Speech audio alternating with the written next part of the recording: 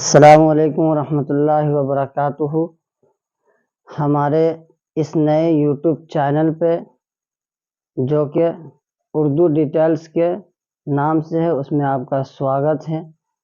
इस वीडियो में हम आपको बताएंगे कि ये वीडियो जो होने वाला है वो इसी लेक्चर पे होने वाला है कि जो मेरा नया चैनल जो मैंने शुरू किया है उसके बारे में हम आपको बताएंगे कि इसमें ये चैनल मैंने क्यों शुरू किया है। और सबसे पहली बात कि आपको जो इस चैनल के माध्यम से, इस चैनल के ज़रिए हम आपको पढ़ाने वाले हैं, वो सब चीज़ कैसे पढ़ाया जाएगा। हम जो पढ़ा रहे हैं तो मतलब कि हम जो हैं तो हम कौन हैं, आपको जानना ज़रूरी है कि हम जिससे पढ़ रहे हैं वो क्या है नहीं है, उसके बारे में डिटेल से जानना आपको ज़रूरी है। तो इसीलिए हम इस नए यूट्यूब चैनल जो मेरा है उर्दू डिटेल्स के नाम से, इसके बारे में हम आपको डिटेल से बताएंगे और कैसे पढ़ना है उर्दू और कैसे आगे हम पढ़ाएंगे। और जो भी चीज़ होगी इसमें हम एकदम डिटेल से बात करेंगे। उसके बाद अगली वीडियो से हम पढ़ाना स्टार्ट करेंगे। तो हम शुरू करते हैं कि सबसे पहले मैंने यहाँ पे लिख रखा है, आप देख सकते हैं कि सबसे पहले जो हमने लिखा है वो लिखा है अपनी तारीफ। अपनी तारीफ लिखा, अपनी तारीफ यानी कि मैं अपने बारे में बता रहा हूँ कि मेरा जो, जिसको बोलते हैं कि अपना परिचय देना, हिंदी में जो बोलते हैं अपना परिचय देना। तो भाई आपका परिचय आप क्या है नहीं है, तो अपने बारे में तो मैं बता रहा हूँ कि अल्लाह के करम से मैं एक अल्हम्दुलिल्लाह हाफिज़ कुरान हूँ। और उसके बाद मेरा रुख बदला और मैंने 10th का एग्ज़ाम दिया। उसके बाद 10th में भी बहुत मेहनत करने के बावजूद अच्छे मार्क्स आए। बहुत मेहनत की, अल्लाह ने उसका फल दिया, जिसमें आपको मैं बता देता हूँ कि जो मेरा उसमें 500 मार्क्स में से पूरा 418 मार्क्स था, यानी 418 मार्क्स मेरा था। यहाँ पे मैं लिख दे रहा हूँ, आपको दिखाई दे रहा होगा 418 मार्क्स था मेरा, जिसमें आपको मैं बता देता हूँ कि मेरा जो उर्दू का जो मार्क्स था, उर्दू का जो मार्क्स था 100 में से 98 था। कितना था? 98 मार्क्स था। आपको लग रहा होगा कि मैं अपने बारे में ये उर्दू और मार्क्स के बारे में क्यों बता रहा हूँ, तो उसका रीज़न है, आपको जानना ज़रूरी है कि मैंने क्या पढ़ा है। कुछ ज़्यादा नहीं, मैं ये बताना मकसद कि मैं हाफिज़ हूँ, लेकिन आपको इसलिए बता रहा हूँ कि आपका विश्वास जो है वो पहले बने, ताकि आप जो पढ़ रहे हैं, अब मैं जो मतलब मदरसे में बहुत सालों से पढ़ा हूँ और अल्हम्दुलिल्लाह हाफिज़ हूँ, तो उस माहौल को देखा। उसके बाद मैंने जो इस लाइन में जो आया मदरसे के बाद, जो मतलब कि 10th के एग्ज़ाम दिया हूँ, तो इसके हिसाब से मुझे उसका नॉलेज और उसके एतबार से इसको समझा हूँ। तो इसके हिसाब से मुझे लगा है कि इसमें इस माध्यम से जो बेसिकली यानी कि जो मेरा जो ये है कि 10th का जो उर्दू है, दरख्शा उर्दू और जो भी चीज़ें हैं उसको मैं अच्छे से बता सकूँ, क्योंकि उसका अनुभव जो मुझे हुआ, तो मुझे लगा कि मुझे जो भी मेरे पास नॉलेज है मैं आप तक पहुंचा सकूं। तब मैंने बताया कि मेरा नाम जो हुआ महफूज आलम है और अल्हम्दुलिल्लाह हाफिज़ कुरान हूँ। और 10th का एग्ज़ाम दिया जिसमें 418 मार्क्स आया, जिसमें उर्दू में 98 मार्क्स आया। और 98 मार्क्स जो मैंने दिया है, इसमें ये बताना चाह रहा हूँ कि मेरा जो 98 मार्क्स आया, तो 98 ही क्यों आया, 98 ही क्यों आया, और उससे कम भी आ सकता था। और ये जो मेरा 98 का मतलब 100 जो था, 100 में 100, तो उसके वजह से जो मैंने रीज़न देखा कि भाई जो मेरा 2 मार्क्स कटा, इसमें मतलब अपना ध्यान दिया कि किस वजह से मेरा जो ये 2 मार्क्स रह गया। तो दरअसल जो मैंने देखा, तो मुझे लगा कि जो मैं उसमें लिख रहा था और लास्ट में जो मेरा था, लास्ट में जो मैंने क्वेश्चन का आंसर जो दिया, तो उसमें शायद मुझे लिखने के जगह पे हम उसको घिस दिए, यानी कि डबल कलम जो है दोबारा चला दिए। और एक ये था कि एक मुझसे गलती हुई थी शायद किसी चीज़ को लिखने में, तो मुझे लगता है कि वो 2 रीज़न थी जो मेरा नंबर कट गया। लेकिन ये जो लैंग्वेज पेपर होता है, तो इसमें सबसे ज़्यादा मायने रखता है कि आपका जो हैंड राइटिंग है, चाहे लैंग्वेज पेपर हिंदी हो, चाहे उर्दू हो, चाहे इंग्लिश हो, बहुत सारी पेपर है, तो लैंग्वेज पेपर में ज़्यादातर यही मायने रखता है कि आपका जो राइटिंग है वो किस तरह का हो। राइटिंग पे बहुत ज़्यादा मायने रखता है कि आपका नंबर ज़्यादा से ज़्यादा उठ सकता है। तो ये हमको लगा कि राइटिंग ठीक थी, लेकिन हमको उस लास्ट में जो हमने डबल कलम को डबल 2 मरतबा चला दिया एक ही चीज़ पे, इसकी वजह से मेरा नंबर कटा। तो जो गलती मैं कर चुका हूँ उसको जो है मैं चाहता हूँ कि जो मैं मेरे से पढ़े वो इस गलती को ना करे और अच्छा से अच्छा मार्क्स उठा सके। तो मेरा जो उसके बाद जो मैंने लिखा यहाँ पर कि मेरा चैनल, यानी कि मैं अपने चैनल के बारे में बता देना चाहता हूँ कि मैंने चैनल जो शुरू किया है उसका नाम है उर्दू डिटेल्स। अब उर्दू डिटेल्स मैंने इस चैनल का नाम क्यों रखा है, और मैं चैनल जो शुरू किया हूँ अपना पढ़ाने के लिए, किस लिए शुरू किया हूँ, क्या रीज़न है, तो मैं आपको बता देता हूँ कि उर्दू डिटेल्स नाम इसका इसलिए रखा है कि बेसिकली मुझे जो इसमें पढ़ाना है, बच्चों को बताना है, वो समझ लीजिए आपकी उर्दू के जो भी डिटेल्स है जहाँ तक हो सकता है हमें हमसे, चाहे वो हदीस की कुछ बातें हो, चाहे ग्रामर हो, चाहे कोई भी चीज़ हो, उसको हम अच्छे से उर्दू में जो है बता सकें। इसलिए उर्दू डिटेल्स रखा है। किसी चीज़ के लिए मखसूस नहीं किया कि यही चीज़, जैसे हमको 10th का उर्दू पढ़ाना है, इसके लिए मखसूस नहीं किया। यानी कि इसमें क्या है कि उर्दू की जितनी बातें हो सकती है, जहाँ तक हो सकती है, उसको हम इसमें महफूज कर सकते हैं, इसमें हम ला सकते हैं। इसीलिए सीधा इसका नाम मैंने उर्दू डिटेल्स रख दिया बेसिकली। लेकिन ज़्यादातर हमको इसमें जो रखा तो नाम है, लेकिन हमको ज़्यादातर जो है इसमें पढ़ाना जो है, जो मेरा मेन मकसद है वो 10th का उर्दू जो है दरख्सा, उसके बारे में बताना। उसके अलावा भी उसका फिर उसके बाद ग्रामर जो होता है, उर्दू कवायद जिसको कहा जाता है वो, और उसके बाद बिहार बोर्ड की दरख्सा उर्दू, और भी जो भी उर्दू है, और CBSE बोर्ड की जो होती है जान पहचान के नाम से उर्दू आती है, और उसके अलावा जैसे कुछ हदीसें है, चाहे दीन के मसाइल, कुछ बातें जानना हो, और उसके बाद और भी बहुत सारे बोर्ड के एग्ज़ाम जो होते हैं, जैसे यूपी बोर्ड के जो, तो वो सब डालने का मकसद है मेरा। इसीलिए इसको कोई किसी चीज़ के लिए मैंने मखसूस नहीं किया है, यानी कि एकदम ये नहीं कर दिया कि इसी के लिए। इसीलिए मैंने उर्दू डिटेल्स रखा है कि उर्दू में जितनी हो सके जो भी आएगा सबको अच्छे से बताया जाए।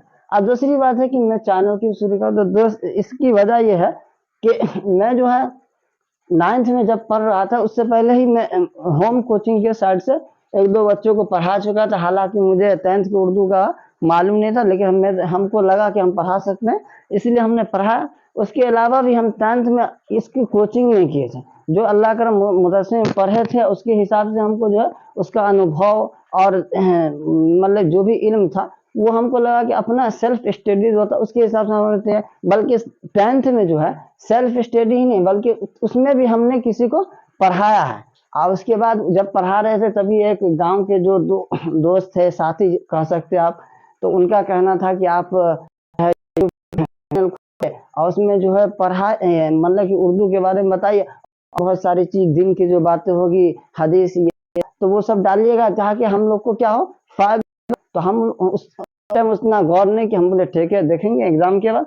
उसके बाद सोच, हाँ जैसे एग्जाम दिए और उसके बाद हमको लगा कि हाँ कि ये सब चीज़ें हैं जो मैं अच्छे से समझ गया हूँ। जैसे मदरसे में पढ़ा तो अल्लाह करम से उर्दू भी अच्छी थी, और उसके बाद इस एग्ज़ाम गया तो मुझे लगा कि इसको अनुभव मैं अच्छे से समझा, तो मुझे लगा कि इस सब को ध्यान में रखते हुए मैं एक और उसके हिसाब से मैं बच्चों को अच्छे तरीके से बताता हूँ कि किस तरीके से बच्चे को पढ़ना चाहिए, किस तरीके से तैयारी करना चाहिए। हालांकि मैं जानता हूँ कि जो बिहार बोर्ड के बच्चे होते हैं वो ज़्यादातर मैथ हुआ, अगर पढ़ने वाले हैं तो मैथ, फिजिक्स, केमिस्ट्री, बायो, यानी कि साइंस और मैथ, और ज़्यादा से ज़्यादा सोशल। लैंग्वेज पेपर पे कोई उतना ध्यान नहीं देते, जैसे हिंदी पे थोड़ा बहुत बच्चे ध्यान भी देते हैं, लेकिन जहाँ तक मैं देखता हूँ कि उर्दू की बात रही तो उर्दू से बिल्कुल भी ध्यान नहीं देते।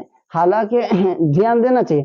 हाँ लास्ट टाइम में देखते हैं कि लास्ट टाइम में जब मतलब एग्जाम बहुत करीब हो गया और एग्जाम 1 महीने में होने वाला, या बहुत सारे बच्चों को ऐसे भी देखे कि कल एग्जाम है तो आज देखा, तो इसके हिसाब से वो अपनी तैयारी को करते हैं।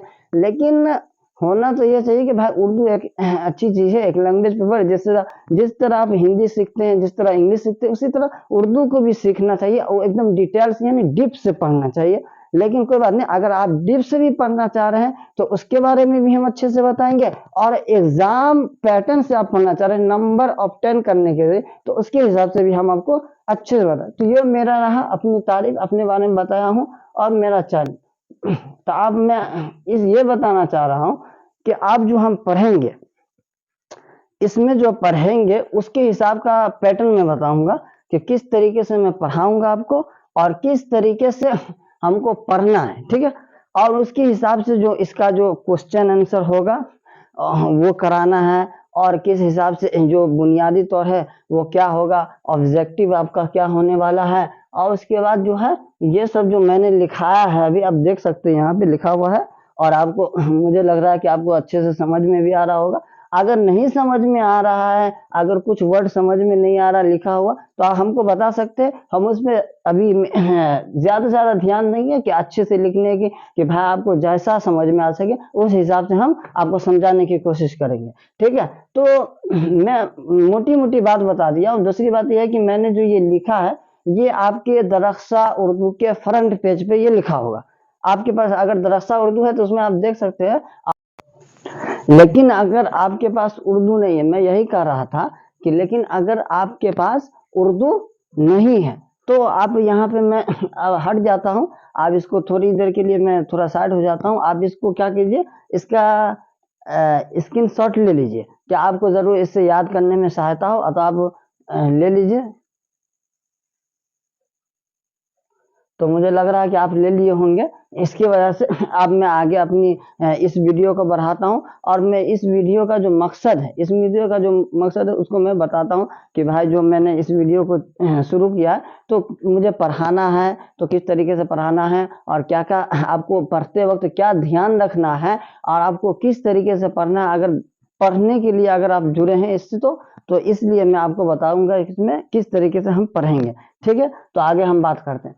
तो मैं आपको बता रहा था कि ये जो लिखा हुआ है, मैं आपको बता रहा था कि ये जो लिखा हुआ है इसको मैंने बता दिया, और आगे नीचे मैं आ रहा हूँ, नीचे आ रहा हूँ तो यहाँ पे मैंने लिख दिया है कहानी। क्या लिख दिया है, कहानी लिख दिया है। कहानी लिखने के बाद इसके सीधे सामने मैंने लिखा मुसन्निफ। क्या लिखा है, मुसन्निफ लिख दिया, ठीक है। तो मुसन्निफ और कहानी लिख दिया, यानी कि मुसन्निफ उसको कहते हैं जो लिखता है। जैसे कोई कहानी कोई लिखा, जैसे मिसाल के तौर पे हम आपको बता रहे कि भाभी जान यहाँ पे लिखा हुआ है, तो भाभी जान जो लिखा हुआ है उसको किसने लिखा, तो सुहैल अजीमाबादी, यानी कि एक लेकिन मुसन्निफ उसको कहते हैं राइटर को, जिसको आप इंग्लिश में कह सकते हैं क्या, इंग्लिश में आप उसको कह सकते हैं राइटर। हाँ, तो उसी को उर्दू में मुसन्निफ कहते हैं। कहानी है ये, तो कहानी जो है ये, तो ये इस साइड में जितना लिखा हुआ वो कहानी है, और इस साइड में जितना लिखा हुआ है वो सब क्या है, राइटर, यानी कि मुसन्निफ, लिखने वाले का नाम है। और उसी तरीके से यहाँ भी है और यहाँ भी है, और आप यहाँ पे भी देख सकते हैं कि यहाँ पे भी है, इधर जो है कहानी है और इधर लिखने वाले का नाम है कि कौन किस कहानी को, किस नज्म को, किस मरसिवे को किसने लिखा है, उसका इस तरफ हमने नाम लिख दिया। तो दरअसल बात यह है कि हम आपको ये बताना चाह रहे हैं कि ये तो आपको अब बता दिए कि कहानी और मुसन्निफ, ठीक है। और हमद, हमद है ये यहाँ पे लिखा हुआ, क्या हमद लिखा हुआ है। तो जब आपको हम पढ़ाएंगे, जब आपको हम पढ़ाएंगे तो उसमें आपको हम बताएंगे कि हमद क्या होता है, अफसाना क्या होता है, मजमून क्या होता है, नावल क्या होता है, मकतूब निगारी क्या होता है। तो इसके बारे में पूरा डिटेल से एकदम अच्छे से बताएंगे। आपको सिर्फ ये बता रहे हैं, आप मिसाल आपकी जो बुक में है, आपके जो किताब में लिखा हुआ है हमद खुदा अज़्ज़वजल, देखो ये क्या लिखा मैंने, ये लिखा है हमद, ये लिखा है हमद, और उसके बाद लिखा है हमद खुदा अज़्ज़वजल, और उसके सीधे सामने में मैंने तीर का निशान बना करके थोड़ा नीचे करके लिख दिया है कि शबनम कमाली, यानी कि हमद खुदा अज़्ज़वजल के जो लिखने वाले हैं वो कौन है, शबनम कमाली है। हमद खुदा अज़्ज़वजल के जो राइटर हैं वो कौन है, शबनम कमाली है। तो इसमें इस हिसाब से, और उसके बाद ये जो है क्या है, एक हमद, हमद खुदा अज़्ज़वजल क्या है, हमद है। इसलिए कि यहाँ पे हमद जो भी लिखा है मैंने कि यानी ये जो है ये हमद के अंदर आएगा। ये हमदे खुदा अज़्ज़ व जल जो होगा ये क्या होगा, हम्द होगा। अब उसके नीचे अब मैं बता रहा हूँ, ये अफसाना लिखा है, मैं क्या लिखा है, अफसाना लिखा, आप देख सकते हैं अफसाना लिख दिया।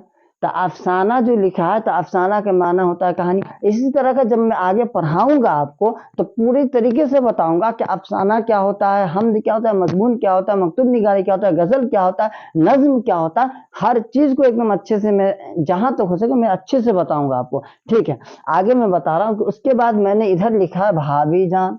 ठीक है, इसके बाद इधर मैंने लिखा है भाभी जान।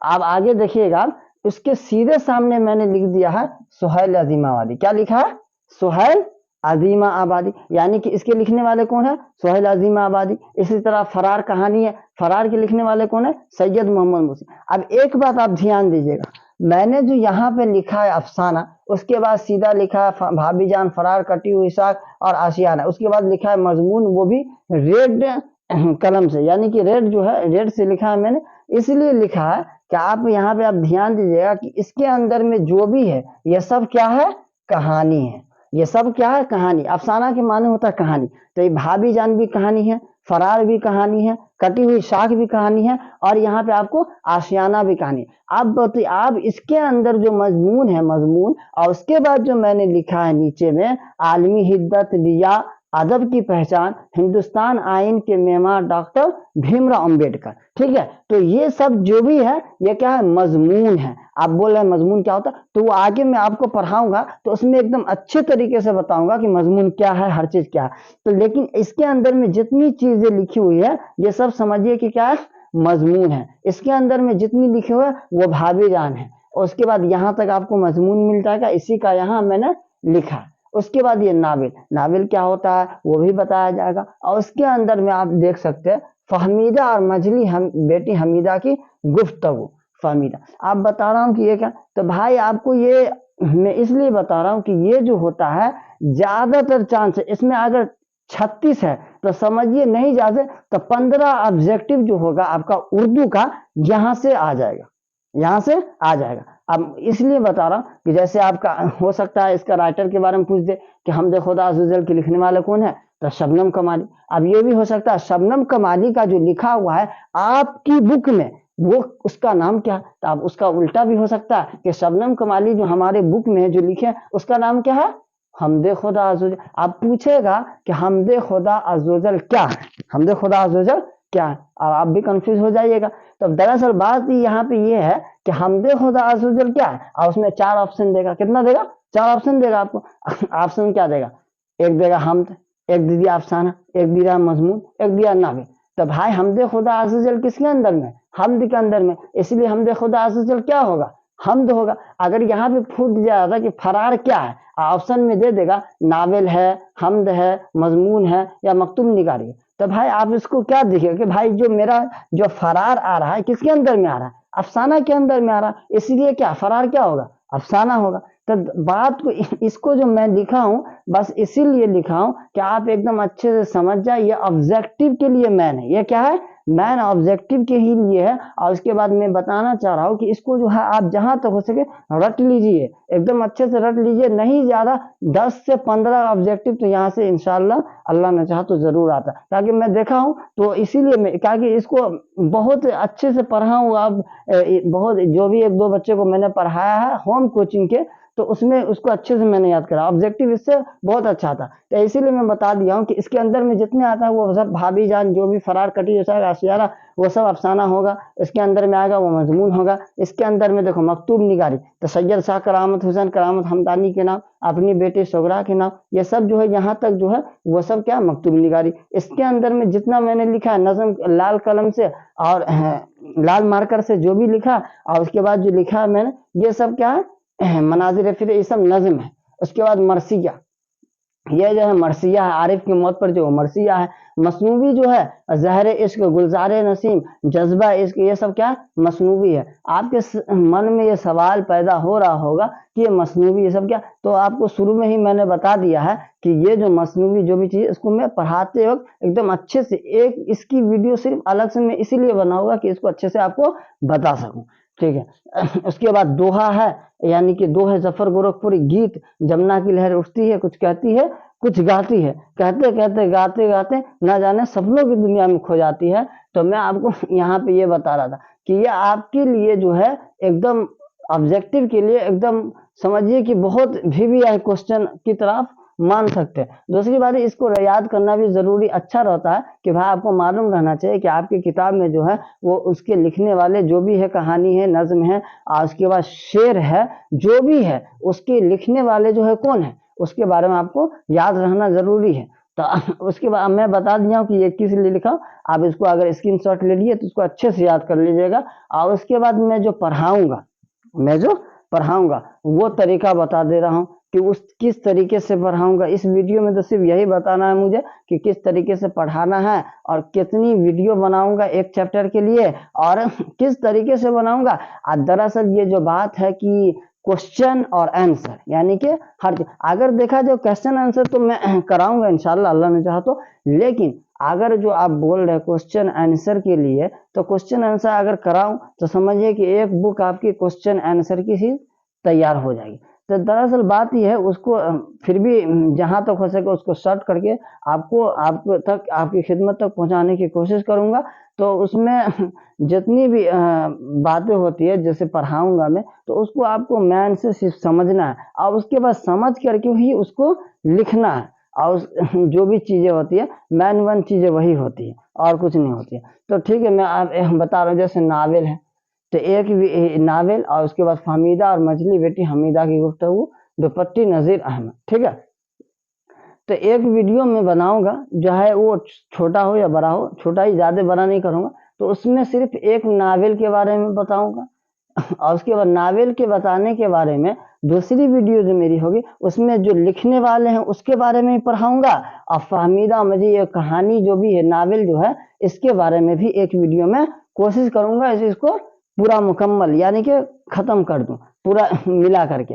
और उसके बाद अगर जो आपका रहा इससे रिलेटेड दुपट्टी नजीर अहमद और फहमीदा मिजली बेटी हमीदा की, तो इससे जो रिलेटेड रहेगा क्वेश्चन आंसर और ऑब्जेक्टिव, जहां तक हो सके मैं इसको कराने की एक वीडियो में कोशिश करूंगा। ठीक है, अब नावल एक वीडियो में आपको, और जो भी चीजें दोहा गीत ये जो मैन है, क्या है कि एक वीडियो में इसको इसलिए बता दूंगा मैं, क्या कि ये इसके अंदर में जो है सैयद शाह करामत हुसैन है और उसके बाद अपनी बेटी सोगरा के नाम है, मौलवी सैयद मकबूल अहमद, यानी कि ये तीनों चीज अलग अलग है। यानी कि ये तो सब मकतूब ही है। मकतूब के माने होता है खत, सब चीज तो एक ही है, लेकिन भाई हर इसका टॉपिक जो है अलग अलग है। इसके लिखने वाले अलग है, इसके लिखने वाले अलग हैं, इसके लिखने वाले अलग है। तो इसको जो है अगर मैं एक के साथ जोड़ दूंगा तो उसके लिए जो हो जाएगा मखसूस, यानी कि उसके लिए खास हो जाएगा। तो भाई ये तो तीनों के लिए ना, कि ये तीनों क्या है, मकतूब निगारी है। मकतूब निगारी क्या है, इसीलिए इसकी जो वीडियो बनाऊंगा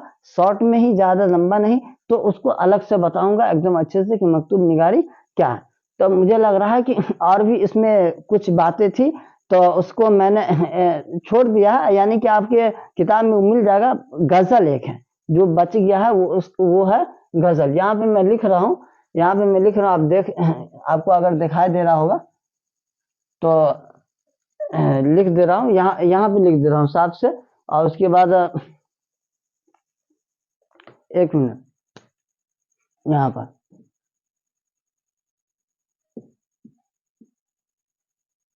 गजल।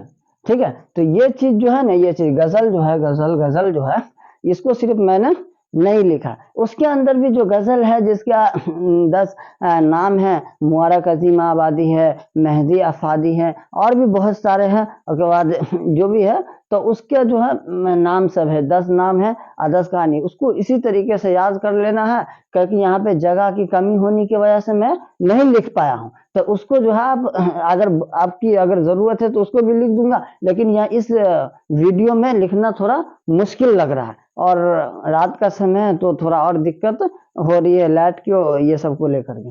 ठीक है, तो गजल आपको छूट गया है तो उसको आप देख लीजिएगा, उसको याद कर लीजिएगा। और जहां तक हो रहा है, मुझे लग रहा है कि मैं आपको इस वीडियो की सारी बातें बता दिया हूँ। हाँ, आपको अब मैं बता दूं कि अगले वीडियो में मैं क्या पढ़ाने वाला हूँ और आप क्या पढ़ना चाह रहे हैं। ठीक है, तो मैं बता रहा हूँ कि सबसे पहले जो मेरा शुरू होगा, ये जो पहला चैप्टर है पहला चैप्टर है ये हम्द, ठीक है।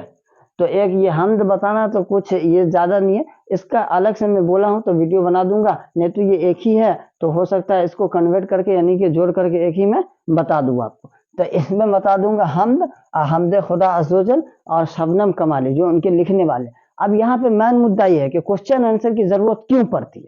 तो क्वेश्चन आंसर की ज़रूरत भाई इसलिए पड़ती है कि अगर मैं पढ़ाऊँ आप ध्यान से नहीं पढ़िएगा तो कोई फ़ायदा नहीं है।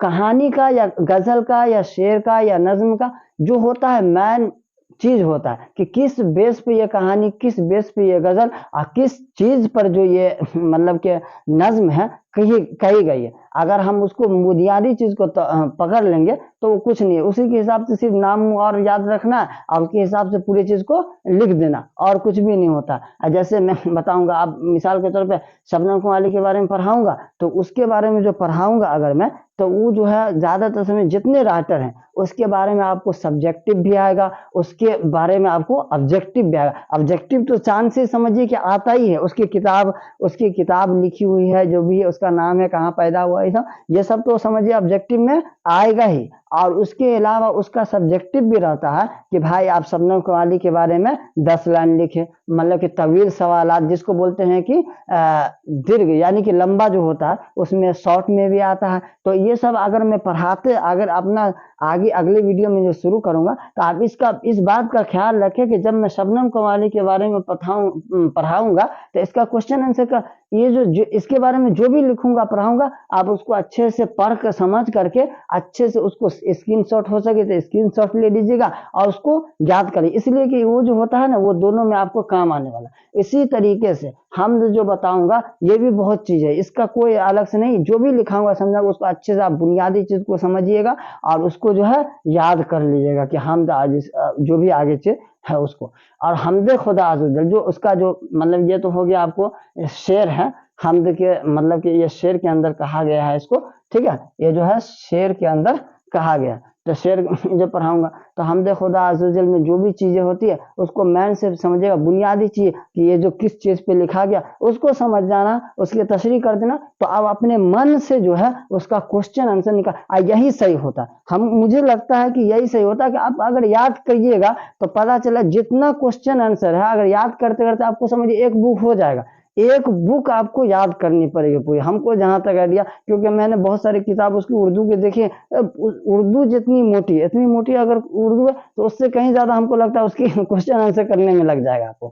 तो इसीलिए जहां तक आपको अगर ये है तो आपका इससे क्या होगा, दिमाग भी तेज होगा, सोचने की क्षमता बढ़ेगी, सोच सकते हैं अच्छे तरीके से और अपने मन से जो लिखेंगे ना उसकी बातें अलग। ताकि कोई भी एग्जाम हो, बड़ा बड़ा यूपीएससी बीपीएससी और भी जितने एग्जाम होते हैं वो आपका वहां माइंड काम आता है और रट्टाफिकेशन जो होता है कोई काम नहीं आएगा। अगर आपके माइंड में है कुछ भी हो या ना हो वो आपकी किसी न किसी तरीके से कुछ ना कुछ लिख के आइएगा ही। इसीलिए तो जो मैं पढ़ाऊंगा तो उसका मैन जड़ को आप पकड़िएगा और उसको समझने, ऐसा नहीं है कि क्वेश्चन आंसर नहीं कराएंगे, क्वेश्चन आंसर जरूर इंशाल्लाह कराएंगे, ठीक है।